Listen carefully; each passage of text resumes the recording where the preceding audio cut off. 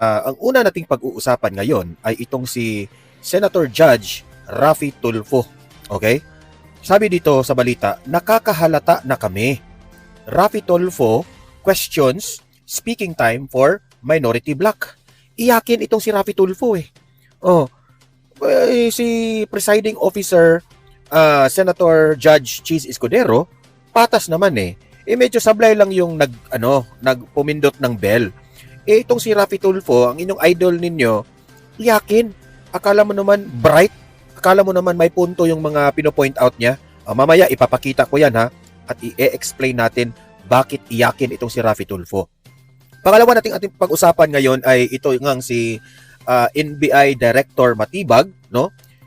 Iginisa ni Senator Judge Amy Marcos. Ayan. Pinag-usapan doon, no? Tinanong po siya ni Senator Amy Marcos patungkol po sa assassin issue ni VP Sara. Ginisa siya. Durog na durog itong si Matibag dito kay Senator Amy Marcos. Yan ang panoorin natin kasi puros mga maiinit ang ating ipapakitang video ngayon at magre-react tayo. Okay? Pero bago ang lahat guys, bago natin ito i-reaction no? Paki-like muna at saka paki-share sa ating video sa mga nanonood ngayon para guys kakalat ito sa taong bayan, malaman ng taong bayan ang katotohanan po, no? At sa mga first time dito na nanonood sa aking channel if this is your first time na nakabisita kayo sa aking YouTube channel, ay pindutin nyo na ang subscribe button. Kapag nakasubscribe na kayo sa akin, ay alam nyo na, ma-notify kayo, ma-update kayo sa mga impeachment trial, sa mga mainit na balita, pati ang mga balita patungkol kay Vice President Sara Duterte, pati balita tungkol kay Tatay Digong, ma-update kayo dito sa channel ko. Kaya i-subscribe nyo na, pindutin nyo na yan. Okay? Nakasubscribe na ba lahat? Ito. Tingnan nyo itong video na ito na ipapakita ko sa inyo kung paano po ginisa itong si Matibag nitong si Senator Amy Marcos. Okay, ito, play. Senator Judge Amy Marcos is recognized for her questions and interjections. You may proceed, ma'am. You have 2 minutes. Yes, thank you very much to our presiding judge. Kumusta Attorney Mel, Congresswoman Ann, at plastikan. lahat na narito. Itatanong ko lang, kasi sinusundan ko rin yung kwento ninyo, na kahapon sabi ninyo na 100% certain na si VP Sara contracted someone over the alleged plan to kill the president as well as 2 others. Tapos, ito naman, corroborative naman ito, nung sinabi ninyo, nung 29 April yata sa House of Representatives, na sinabi rin ninyo, meron na kaming leads at mukhang talaga yun ang findings. Kaya may grave threat at inciting. Tama ba na sinabi po ninyo to? Tama po. Meron pong report po. At alam din natin na nag-file na yung NBI February 2025 ng inciting to sedition case against BP noong February last year. Ngayon, nagtatanong lang ako, 14 months later, as late as 29 April, the NBI still has not identified yung supposed assassin. Does it mean na at that time na nagpila sila ng kaso ng inciting noong Pebrero na nakaraang taon, the NBI wasn't even sure if there was an actual assassin? Alam ko before your time to, no, Mel? Pero tinatanong ko lang, how can the NBI be sure there was really a contract if they can't even identify the said assassin? Ayan. Respectfully po, Your Honor. Laglag ka ngayon. Magkaiba po kasi ang elemento nung yung pong kaso ng grave threat saka inciting based on the investigation report at based po sa findings ng NBI Pagka-atakihin ka dyan, nakumpleto na po yung elemento ng grave threats. May elemento ka pa, inciting to sedition. Hindi naman Punta po kay Kaluwag. mahanap Anong kung elemento sino po yan? yung kinausap na assassin. That is not an element for the filing of a complaint. So ang sinasabi po ninyo, tama yung pagka-file, pero hindi kompleto yung mga findings dun sa affidavit of investigation dahil yan din ang sinabi ni NBI agent Attorney Longtok na nandito siya at pinahiwatig niya na siya ay lead investigator pero wala siyang personal knowledge of whether there was an actual assassin. So, why is it that 14 months after filing of the cases, the assassin is yet to be named? At ngayon, humihingi pa kayo ng 3 hanggang 6 na buwan para tuklasin kung sino nga yun. Ganito nga po, yung pong grave threat at Durog ka ngayon. sedition, nandun na po sa DOJ yan.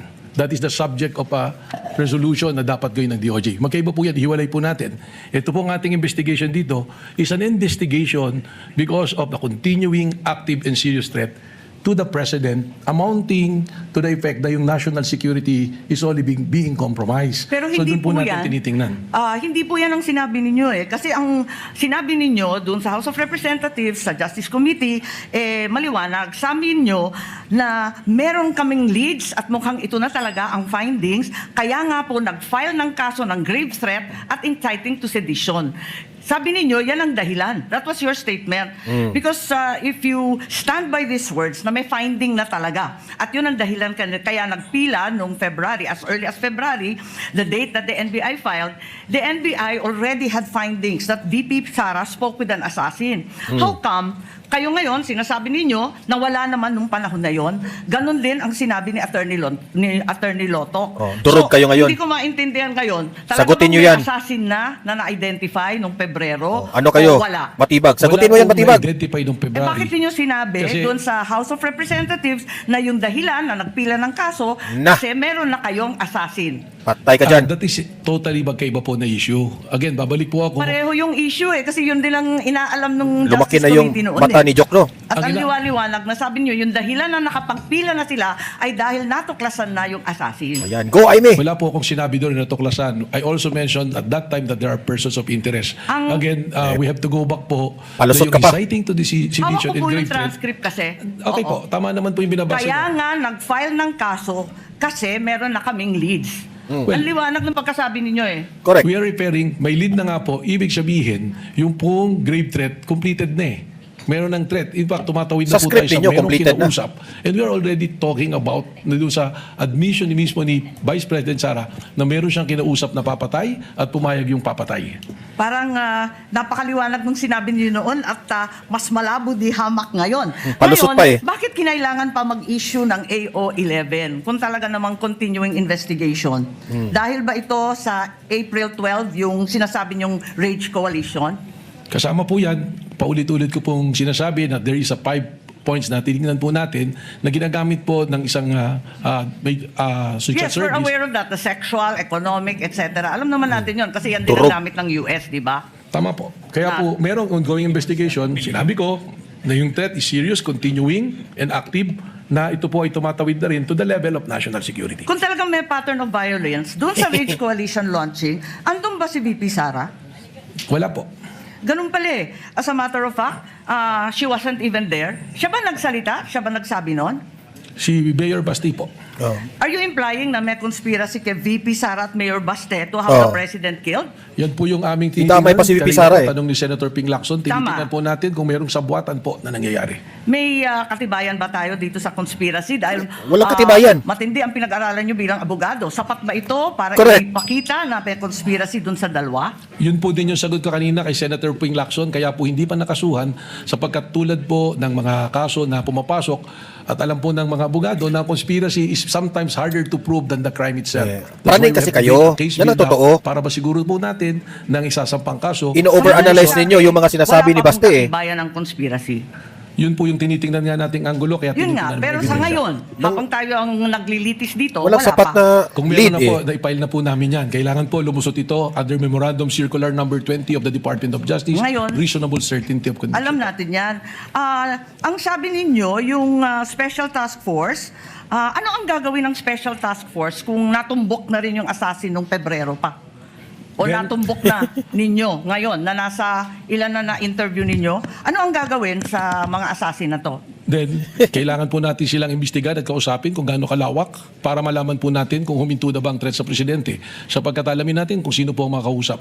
Dahil maraming nagtatanong kung bakit pa kailangan mag-case build-up samantalang eto na tayo sa impeachment trial, eto na tayo na wala pang actual assassination, kaya hindi naman maintindihan kung ano pa ang silbi ng Special Task Force. Alam po ninyo, yung pong dito sa impeachment, magkaiba po yung requirement eh. Hindi naman po natin may pa-requirement pa, ha? presenta kung sino yung kinausap na assassin. Ang importante lang po rito, yung admission mismo ng Importante, vice bias ka. presidente na humanap siya ng mamamatay para patayin ng presidente at iyon ay pumayag.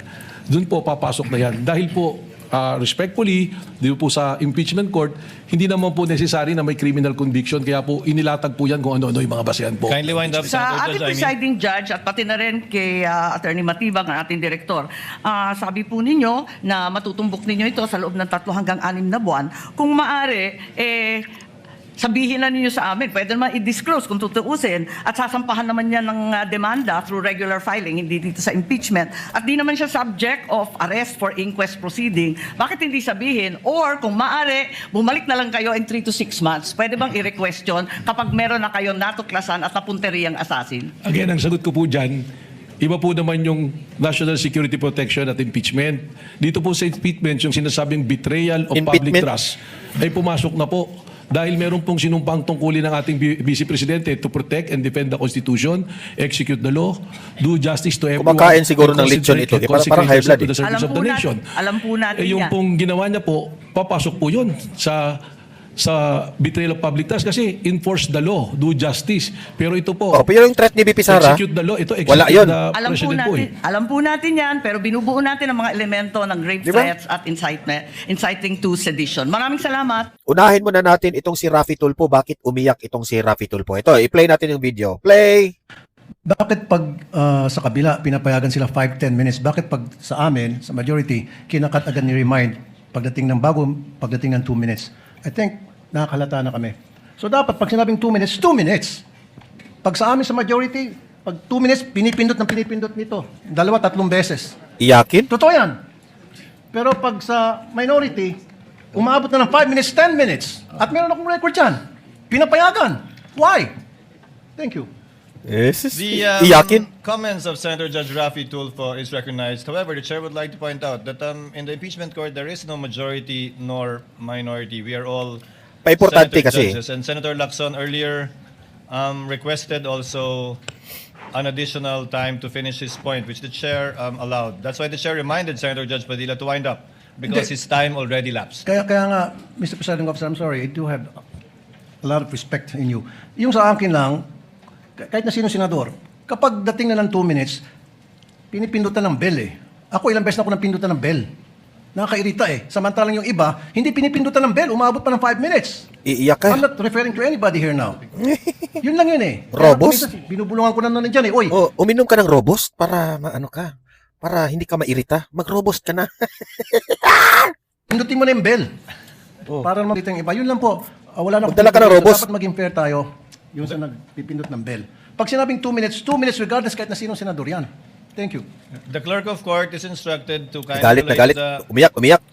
bell ringer Nagtawanan ka tuloy. to kindly be consistent in doing the polite reminder to the senator judges with respect to the time allotted. Sir Presiding Senator Officer. Judge Yes. Cayetano Alam. Ito si I Cayetano. take the comments of Senator Tulfo in order. I respect your opinion, but just to put on record, as you said, Senator Lacson a while ago asked for more time, binigay. Walang bell yon. Yesterday, 2 bell sa akin. 2 o 3? Dalawa lang ang bilang ko. 2 lang bilang mo. And maybe the solution is that after the first, isang bell na lang, pero kasi from the start of the Pati impeachment trial, we asked the Iyakin? presiding officer at sabi mo nga, liberality, because then if not, if we can't ask questions, baka magkaroon ng motion or mas lalong tatagal. Maybe, you've been doing it naman, but yun nga, yung just ask to wrap up. But konting, we all want to get back to work. There's so much that we want to do. At least, wala ngang majority-minority, but at least wala ngang threat ng kaso sa majority. Kami magsalita dito, parang may sword sa aming nakatutok. So, konting pagbibigay din sa amin ng konting liberality din sa pagtatanong. Yes. But in accordance with the rules, tama naman po yung sinabi ni Senator Tulfo. The presiding officer, Tama. advisement, the points raised by Senator Judge Raffy Tulfo, as well as the point raised by Senator Judge Alan. Actually, no, sa totoo lang, ito kasi si Raffy Tulfo, masyadong maarte eh. Masyadong paimportante kasi itong Raffy Tulfo na ito. Na-emphasize patuloy ni Senator Judge Alan Peter Cayetano na buti sa inyo mga majority. Hindi kayo pinipressure. Kaming mga senator judge na mga minority, kung anong sasabihin namin dito, parang may tumusok sa liig namin. Kaya alam naman, pinipressure naman sila ng admin. Kakasuhan ka agad, ikukulong ka agad. Yan ang point ni Senator Alan Peter Cayetano. Oh, di ba? Ano masasabi nyo kay Tulfo? Iyakin, no? Iyakin ka eh. Kaya, bumaba yung rating mo. Kasi halik ka sa puwet na eh. Buti ka lang, matapang ka lang sa mga maliliit na tao. Pero sa mga kagaya ni Tambaluslos Romualdez na mga malaking tiyan, takot ka na. Eto, patungkol pa rin dyan sa hitman na yan. Patayin ng ang Pangulo, First Lady at former Speaker of the House. Ang tanong ko po, paano pala ho ninyo ito natalisod o natunto ng impormasyong ito? Gayong sa kanya pong press con, wala naman pong siyang sinabi kung sino mga taong ito. Sinabi niya lang na may kinausap na ho siya. How did you find out? Correct. Ganito po yan, sa lahat naman po ng kaso na hinahawakan po ng National Bureau of Investigation para po maging successful yung aming pag-iimbestiga, ay Successful? nagre-rely po kami sa iba't ibang intelligence report. Yung nga po, may tinatawag tayong open source intel, human intelligence, and we also use tools to monitor things. At nag-trim down po tayo niyan, tinitingnan po natin hanggang dumating tayo doon sa punto na mayroon pong resolusyon yung ating pong kasong tinitingnan. With regards to po sa persons of interest, yung prosesong din yan po ang ating pong sinundan. Okay. Without mentioning po kung sino itong mga tao na ito or yung pagkakilanlan nila, kung nasaan sila, maaari po ba ninyong bigyan kami ng ideya itong mga persons of interest na ito? Kung ano po talaga ang trabaho nila, kung sila po ba talaga yung mga hitman o mga gun for hire o riding in tandem, ano ho ang klaseng trabaho meron itong mga ito? Well, siguro po, ganito, although I cannot reveal so much and the identity, but going to the process na sinasabi ko nga po, so we're using informants, may mga sinusundan po tayo. Ang una-una ng ating pong tinignan dyan, yun nga pong sinabi na kumausap ng papatay, at yung pong papatay ay pumayag na. So, ano pong ginawa natin dito? Tinignan na natin kung saan sphere po papasok, sino ba yung pwede, saan ba pwedeng nanggaling yon? Hindi kagad sino, saan po ba pwedeng nanggaling yon? At lumalabas po rito, alam natin yung kasaysayan, malawak po ang kanyang tinatawag na connection, yung network po. Alam naman natin, siya Vice Presidente at ang dating Pangulo ay kanyang ama, ibig sabihin nakadevelop po ito ng mga relasyon, unang-una na, sa mga men in uniform. Hinuhusgahan nyo Ngayon, kagad. marami po rito na Yan ang mali ninyo. na-appoint pa niya nung panahon na sila ay nandiyan. Nandiyan Bias din po, ka. binanggit ko yung Vice President Nang huhusga kayo. sa security group at yung pong mga double death squad. So tinignan po natin at tinignan by process of elimination yung mga tao po na maaaring doon nanggaling or maaaring nakakaalam. And by process of elimination, nag-start po kami maraming individuals hanggang sa matrim down po namin ng matrim down. Hanggang sa ngayon, kaya sinabi ko po kahapon sa kagalang-galang sa katanungan ng ating Senate President po, gano'n ba katagal pa to? And I said, we have great progress. Dahil nagsimula po kami sa marami ngayon na trim down na po namin sa iilan na personalidad po. Okay, pangalawa sa huling katanungan ko po, Ginoong Testigo, ay ito pong threat na ito po hanggang ngayon ay continuing threat po ito or pwedeng i-execute anytime ng mga sinasabi ninyong persons of interest? Yun na po yung ating pong pangamba na nakikita. Because hindi po natin nakukuha. Sigurado po tayo na may kinausap at pumayag, subalit yung pagkakakilanlan ng taong kinausap ay hindi pa rin po natin nakukuha. So ibig sabihin po, yung threat po na ito sa Pangulo is a continuing and active threat po. Serious. Gumagawa sila ng so yun po yung gusto natin assassin. i-address dito. Yun ba? Panguling katanungan na lamang, Mr. Witness, naimporma na po ba ang Pangulo at ang kanyang PSG para alam ho nilang kanilang gagawin at hindi po sila malingat sa kanilang seguridad? Meron po kaming tuloy-tuloy na pakikipag-ugnayan sa ating sa palasyo po. I will not mention who exactly yung mga kausap po namin doon, but there's always continuing threat assessment po na ginagawa po kami. Thank you, Mr. Witness. Presiding Officer, thank you. Thank you, Senator Judge Erwin Tulfo. Senator Judge Lacson. Thereafter, we will recognize first, with the indulgence of Senator Judge Rafi Tulfo, the lead prosecutor for her manifestation. As I understand, she asked for time for a huddle to determine whether she will still conduct redirect. So, Senator Judge Lacson is recognized. You have 2 minutes, sir. Thank you, Mr. Presiding Officer. Follow-up lang ito sa mga points raised by Senator Judge Rafi Tulfo kahapon relating to 3 similar cases. Ronald Mas, Mayor Baste Duterte, saka BP Sara. Hindi ko na bibelabor yung Ronald Mas and Mayor Baste kasi aware naman ako doon sa Rule 113 Section 5, yung sa warrantless arrest, na hindi pwedeng apply. Nagkamali nga yung NBI kay Ronald Mas, kaya na-dismiss yung case, di po ba? But I'm more interested in the cases of Mayor Baste at saka kay BP Sara. Kasi almost similar yung kanilang mga sinabi, pero I'm just wondering why you did not investigate Mayor Baste, pero si Mayor Sara, hindi lang kayo nag-investigate, nag-repair pa kayo ng complaint sa DOJ, hindi po ba? Correct. Yun po yung amin pong ginawang investigasyon ay doon na po sa threat na sinasabi namin na pangkalawakan. Yun dito po kay Mayor Baste, kaya hindi po natin na inimbestigahan, isinasama po namin dito sa task force na ito to come out with the report eventually. But we have coordination also po with other agencies. Yes. So walang ongoing law enforcement investigation against Mayor Baste. Kasama po dito sa ano po namin sa special task force po. Yung bang special task force, and this was this was also raised by the presiding officer nung nasa lounge kami kanina. Na-form ba ito in relation to or in reference to the case of Mayor Baste o kay Vice President Sara? Yung pong trigger point na nangyari dito ay yung pong kay Mayor Baste po. But prior to that, we are continually monitoring the threat. Kasama po sa aming pag-uusap yan. In fact, yung pong aming reporting ng records as early as nung nag-assume po ako ng February, mga first week pa lang po ng March, kasama na po sa reporting yung mga threat assessment. But nung napansin po namin na itong rage rally na to can escalate to a bigger threat to the national security, dun po namin ipinasok ito. So mas ang ginamit nyo yung kay Mayor Baste as an open source kesa sa mag-file kayo ng criminal complaint against Mayor Baste? Ganun po yung naging process namin dito. But eventually, we have an agreement within us that if we can establish that the elements for grave threat will be there, we will be contemplating also on filing a grave threat and inciting to sedition as well. Pero halos pareho eh. Kaya iniisip ko, baka meron double standard. Bakit kayo nag-focus kay Vice President pero hindi nyo in-apply kay Mayor Baste? Halos pareho sinabi nila eh. Na maliwanag naman, bukod doon sa January 2026, na ulit pa ng April 12, di ba?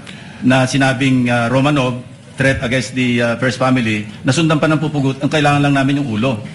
So pero kay Vice President, halos ganun din eh. Pero bakit inimbestigahan nyo kay Vice President Sara at na-i-refer nyo na sa DOJ for PI, pero yung kay Mayor Baste, parang unlevel, nasa law enforcement investigation pa rin. Sapagkat ang isa po Durog ka dinedevelop ngayon. namin dito na jury po is yung sabuatan. And alam po natin, if we go to court using the theory of conspiracy, medyo mas mahirap po na ipasok na kaso. Kaya it taking much time to develop the case po. May request for additional time, Mr. Presiding Officer. Punta lang ko kay Las Cañas. Opo. Okay, yung kay Las Cañas, ginamit nyo yung kanyang affidavit na sinabit sa ICC. Tama po. Parang pang-open source. Tama Not for po, sir. anything, di ba? Not for anything po. So yes, walang sir. evidentiary value ito. Yun po ay ang basehan namin, kaya po namin iprinisinta. Isa po sa naging basehan namin dun po sa, isa nga dun sa 5 standards po natin na pattern of violence po. Pero wala kayong intention na kung magpapile kayo ng kaso, isasabit yung affidavit niya na sinabit sa ICC. As a matter of reference lang po for the purposes of establishing the pattern of violence. But to directly papanagutin po sa isang criminal or what, sa palagay ko po baka po hindi ito tatanggapin ng korte po. Yeah, kasi kung open source, hindi nga tatanggapin ng korte. Tama po. Kasi kung open source, kung nag-extend pa kayo, in-expand nyo yung open source information gathering, dapat sana nireview nyo rin yung aming committee hearing dito. No? Yung na-mention kanina ng defense, na initially, deny talaga si Arturo Las Cañas tungkol sa DDS, EJK, etc. Eventually, nag-retract siya, talagang 180 degrees. No? Sinabi niya, totoo yung EJK. Hindi ba dapat part din nyo ng open source information gathering ninyo? Tama po. Actually, nung binasa po namin yung affidavit, may isang paragraph doon na nagtukoy nga dyan. Abangan na nyo yung ano, ha? nag-testify as binawi. Robin Padilla. Ang sinundan na po namin dito. At Luis Tro. At naalala ko po, meron kasing... Abangan nyo si Luis Tro at si Robin Padilla na nagkainitan, salpukan. Doon sa 24 oras after ng pre-trial po sa ICC, nagkaroon po ng interview kay Las Cañas kung saan sinasabi niya yung affidavit na ginawa niya na isinabit sa ICC at nung kinukumpara po namin doon sa sinasabi niya, lumalabas na yun po. Pangatlo na po yun. So, Alam nyo, iba yung affidavit niya, yung kanyang testimony sa Public Order and Legal Drugs Committee, which as I said earlier, I chaired. No? Kaya alam ko yung familiar ako. Then after that, nag-retract siya. Talagang complete turnaround. Tama po. So I even consulted a retired justice na kaibigan ko, ano bang mas patimbang dito? Ang sabi niya, talagang jurisprudence, yung original na statement, ang mananaig, kesa doon sa parang binaliktad na statement. Which I also agreed. Ang point ko lang is, bakit parang namili lang kayo ng open source? tiningnan po Kung namin. tinignan nyo yung sa ICC na sabit na pagkahaba-haba, sa akin nga po sinabi kanina, pangatlo na po yung magkaibang affidavits ni Arturo Las Cañas. May nauna, may pangalawa, pangatlo na po itong pinapakita sa screen kahapon. Tama po, and we are also aware dun sa pagbalibaligtad. But on the news that I was mentioning po, Your Honor, mismong sinabi niya, pipirmahan yung affidavit, at sinabi po niya, this is 186 pages. So nang tinitingnan po namin, yung statement na yan, tumugma. At pangalawa, it's been the subject already of an ICC, it's being used as an evidence. At least there is a legitimate court that looking into it, which it was considered na ibig sabihin, tinanggap po ng isang lehitimo na korte po. Yeah, I'm not trying to put you on the spot. I'm just trying to be fair, no? Opo. Kasi gusto ko talagang maliwanagan para pagdating ng takdang oras, alam ko yung aking boto. Tama Maraming po. salamat po. Salamat Thank you, po. Senator Judge Lacson. Before the chair recognizes Senators... Okay, yan. Senator Judge... Punta tayo dito sa patungkol naman dito kay Robin Padilla at itong si Luistro. Okay? Nagkasagutan itong dalawa. Tingnan nyo paano namutla itong si Luistro. Play. Meron po akong katanungan para sa prosecution. Sa akin pong mga kaibigan, sa prosecution. Napakahalaga po sa bawat pagdinig ay yung nagsasabi ng katotohanan. Tama po ba? Tama po. Opo. Pagka ang isang witness po ay naging halimbawa ng paiba-iba ang sinasabi, ano pong tawag dito? Wala, paiba-iba pala yung... Di ba po kasinungalingan? This is a hypothetical question, Apo. Your Honor. You are not referring to any particular witness? Si Las Cañas po. Yung inyo pong pinakitang affidavit, Your Honor? alam niyo po, hindi pa po ako tapos, kaibigan. Alam niyo po, napakalungkot po para sa amin na marinig na merong kayong ibinigay na affidavit na nabahiran dito po sa loob ng Senado. Dito, sa plenaryo ng Senado, ay nabahiran ng matinding masasabi nating kasinungalingan sapagkat magkaiba ang kanyang sinabi. October 3, 2016, sinabi niya walang kinalaman ang Pangulong Rodrigo Roa Duterte. February 20, March 6, na iba na ang istorya. Ang tanong ko po, ano ang tawag sa taong paiba-iba ang sinasabi? Di ba po sinungaling? May I answer, Your Honor? Opo. Kagaya po ng aking binigyang linaw kanina at paulit-ulit na rin pong sinabi ng ating presiding officer. Pakisagot na lang po kasi yun lang po ang tanong. Tama po ba o mali na tawaging sinungaling ang taong iba-iba ang sinasabi? I'm sorry, Your Honor, but I need to qualify my answer. Mr. Presiding Officer, isang simpleng tanong lang po. The lead prosecutor may agree or disagree or state a different characterization. I can state a different characterization if I'm asked by the good Senator Judge. You may disagree or agree with the statement Honor, of the Honorable Senator Judge Padilla. Feel free to say no or yes, Counsel. Kagalang-galang ng mga senator judges at sa atin pong mga nanonood na kababayan. Dahil binanggit po ng kagalang-galang na Senador Robin Padilla ang pangalan at ang affidavit ni Arturo Las Cañas, nais ko pong linawin ang kanina ko pong manifestasyon.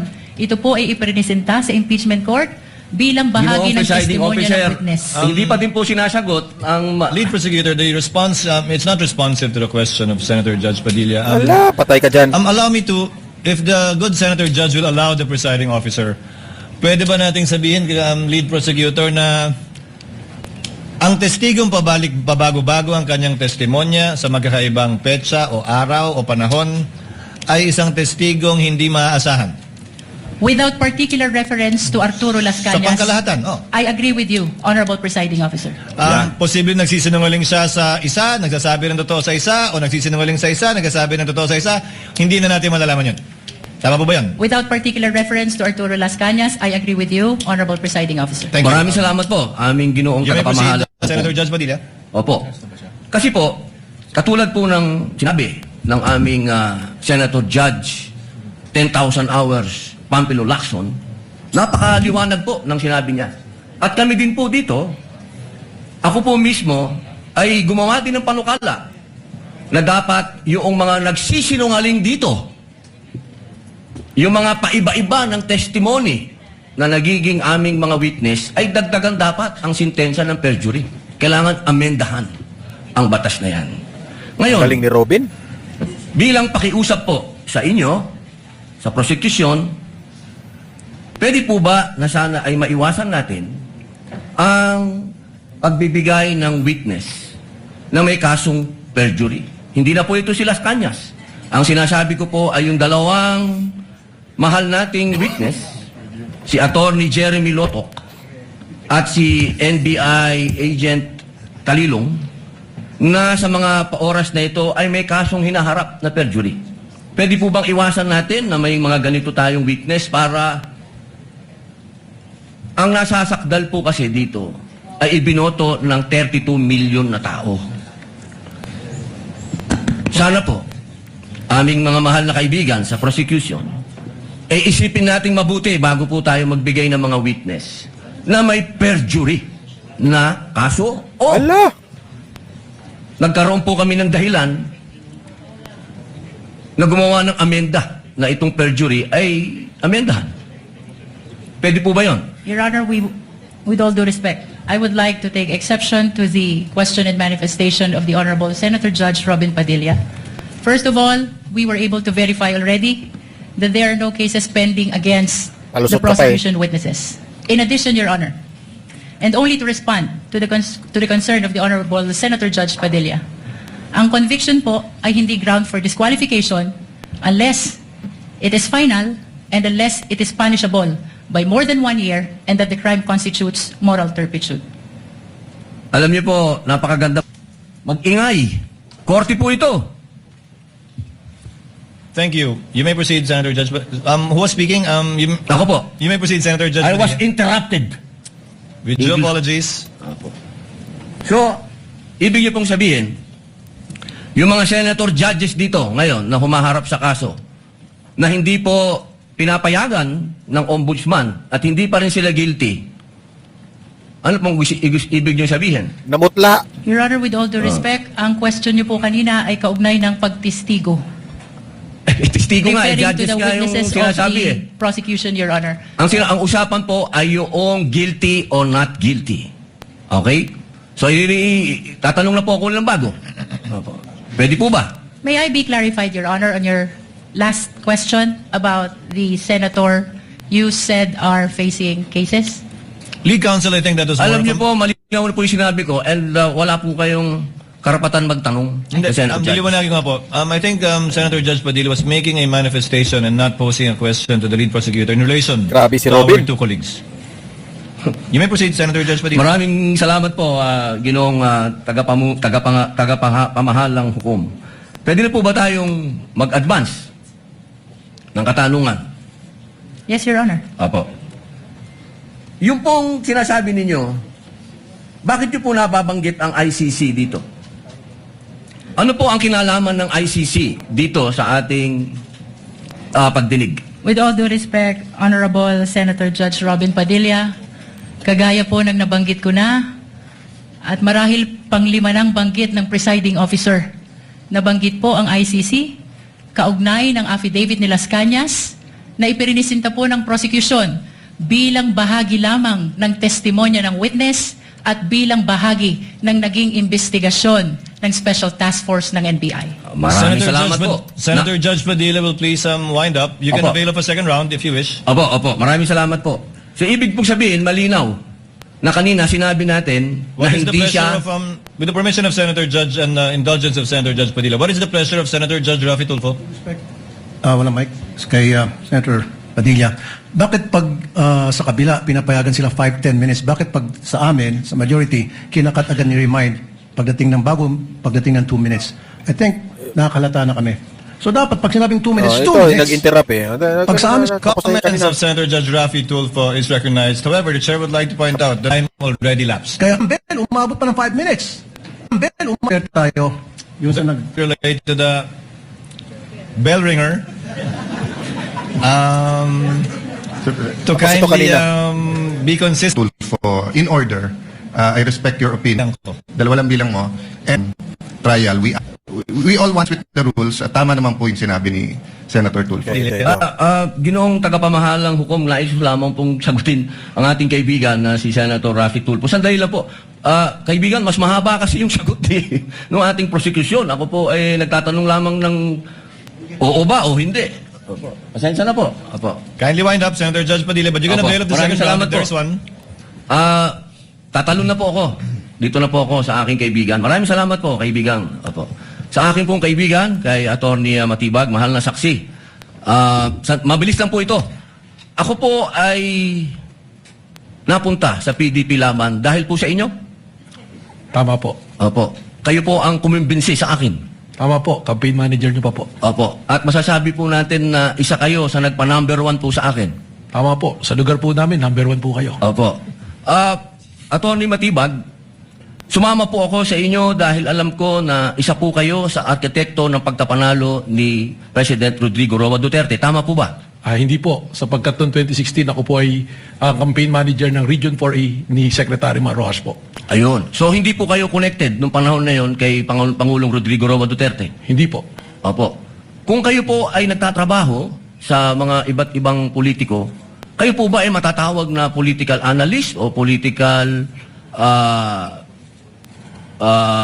ano pang tawag po doon? Yung mga nagsasagawa, nagpapatakbo ng politika ng bawat politiko?